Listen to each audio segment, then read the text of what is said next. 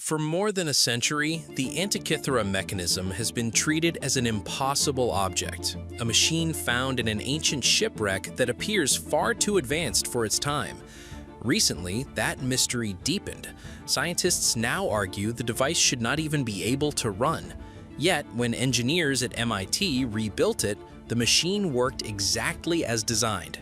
The Antikythera mechanism carried two ancient Crete from the future. That the ancient Greeks made this device? Some would say no.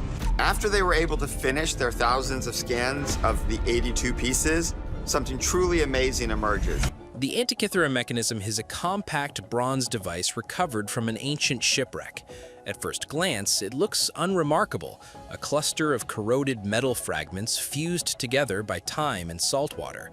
But scans revealed something unexpected inside, a dense system of interlocking gears arranged with deliberate structure and mechanical purpose. For engineers, that discovery immediately raised concern. Modern mechanical thinking is shaped by experience. Complex machines usually demand precise tools, consistent materials, and controlled manufacturing conditions. When engineers began examining the internal structure of the Antikythera mechanism, they saw a system that appeared to violate those expectations. Dozens of moving parts were packed into a tight space, all crafted in a period long before modern machining or measurement tools existed. From an engineering perspective, complexity multiplies risk. Each moving part must interact smoothly with the next. If one component is slightly off, the problem does not stay isolated. It spreads through the system. According to reports from mechanical engineers, this is especially true in gear-driven mechanisms, where force is passed continuously from one tooth to another. Tolerance quickly became a central concern. Tolerance refers to how closely parts must fit in order to move freely without binding. In simple mechanisms, small gaps or uneven spacing can be forgiven. In a tightly packed network of gears, they cannot. Each gear must meet the next at a precise angle and distance. When alignment drifts even slightly, resistance increases with every turn. Material choice added to the doubt. Bronze was the primary metal available to ancient craftsmen. While bronze is strong, it is also softer than steel. According to some engineers, repeated motion causes bronze gear teeth to wear down over time. Even minor changes in shape can alter how force travels through a compact mechanical system. Manufacturing methods raised further questions. Ancient gears were cut by hand. By modern standards, this introduces unavoidable variation. Teeth are not perfectly uniform. Axles are not perfectly straight. Some researchers argue that such imperfections can be tolerated in simple devices. Others point out that when many gears interact, these small variations begin to compound rather than cancel out. From an engineering standpoint, this is where skepticism deepens. Uneven forces do not balance themselves automatically. They build. Stress spreads through the mechanism. Turning becomes less smooth. According to modeling studies, systems like this tend to grow less stable over time, not more. Because of this, many scientists reached a cautious conclusion. A machine with this level of mechanical complexity should struggle to operate reliably if built with ancient materials and tools, not because ancient engineers lacked intelligence, but because the physical demands appeared extreme. And yet, this skepticism depends on a critical unknown. Before judging whether such a machine could survive long-term use, one question has to be answered first. The Antikythera mechanism was actually built to do. The Antikythera mechanism was not designed to make rough estimates or symbolic gestures. It was built to produce specific predictions tied to real movements in the sky. And those predictions depended on the machine running correctly over long periods of time. At the front of the device were rotating pointers connected to a large circular dial. As the user turned a hand crank, these pointers moved through the solar year and across the zodiac. This allowed the user to track the passage of time in relation to the sun's position. According to reports from researchers who studied the inscriptions, the labels on this dial matched known Greek names for zodiac signs. This strongly suggests the device was meant to be used regularly, not stored away. Inside the mechanism, the real complexity begins. The movement of the front dial was driven by a network of interlocking bronze gears.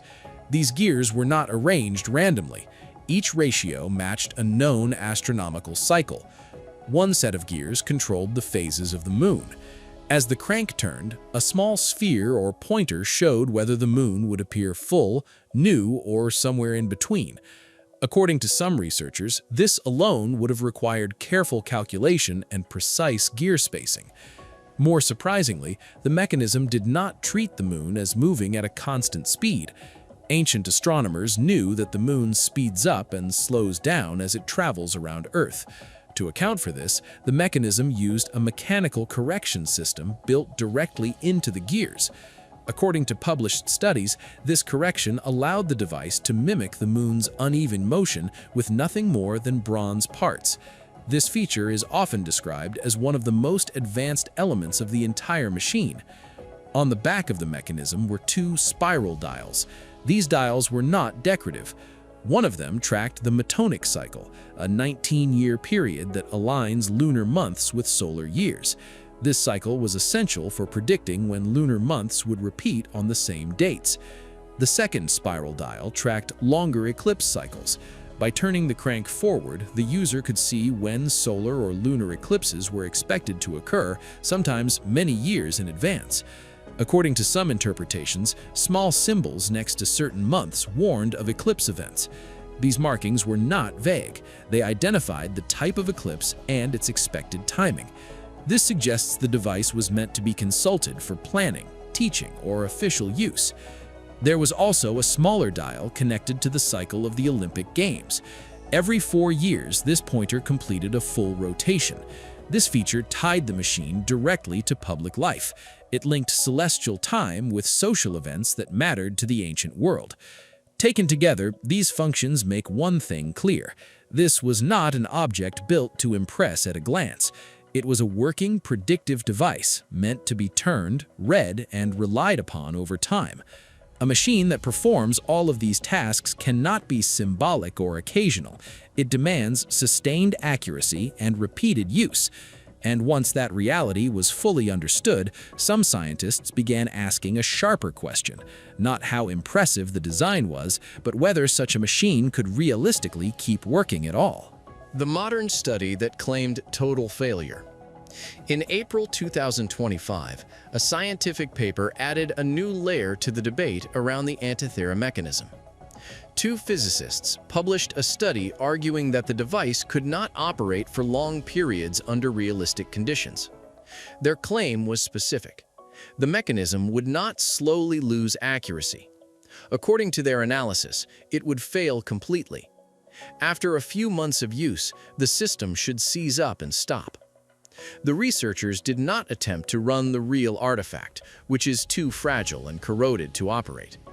Instead, they worked from modern scans of the surviving fragments. Over many years, advanced imaging had documented the size of the gears, the shape of the teeth, and how the parts fit together in their current condition. These measurements formed the basis of the study. Using this information, the physicists created a computer simulation of the mechanism. The model was built to reflect the machine as it appears today. The researchers included the irregularities visible in the fragments, such as uneven gear teeth and small misalignments. According to the study, these features were treated as normal results of ancient manufacturing rather than damage that occurred later. At the beginning of the simulation, the system functioned as expected. The gears turned, the pointers moved, the correct cycles were produced. Over time, however, the model began to show problems. Resistance increased, alignment shifted. After about 120 days of simulated use, the system reached a failure point. Movement became restricted and then stopped. The failure was total. The mechanism could no longer operate. According to the paper, this result was unavoidable. It was not caused by misuse, neglect, or poor maintenance. Even under careful conditions, the researchers argued that the design itself could not support extended operation. If the simulation was accurate, the Antikythera mechanism was never capable of long-term use. The response was immediate. Historians and engineers questioned what this meant for the device. For decades, the mechanism had been treated as evidence of advanced ancient engineering. This study challenged that view. If the machine could not run reliably, its purpose had to be reconsidered. Some suggested it may have been intended as a demonstration rather than a practical tool. All of these conclusions, however, rested on one assumption: that measurements taken from a 2,000-year-old wreck accurately represent how the machine was originally built. That assumption soon became the focus of the debate.